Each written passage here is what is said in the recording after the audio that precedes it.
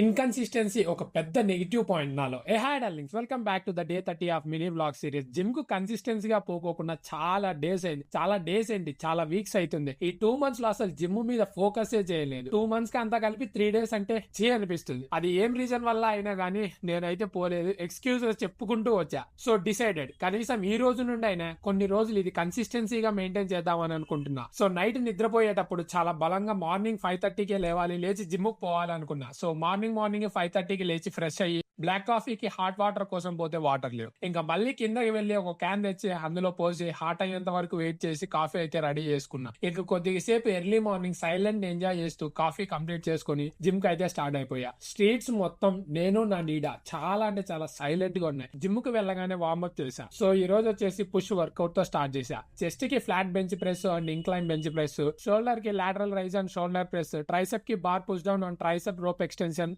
రెండు వేరియేషన్స్ అయితే చేశా. ప్రతిదానికి గ్యాప్ వల్ల చేతులు వణుకుతున్నాయి, అందుకే చాలా తక్కువ వెయిట్ వేసుకున్నా, ఎందుకైనా మంచిది అని. ఎనీవే ఇక వర్కౌట్ కంప్లీట్ చేసుకొని రూమ్ కి అయితే వచ్చేసా. చూద్దాం ఎన్ని డేస్ మనం వర్కౌట్స్ ఆర్ ఎక్సర్సైజ్ చేస్తాము. That's all for the video darlings. నచ్చితే లైక్, షేర్ అండ్ సబ్స్క్రైబ్ చేసుకోండి. మళ్ళీ నెక్స్ట్ వీడియోతో కలుద్దాం. ఉంటా బోయ్.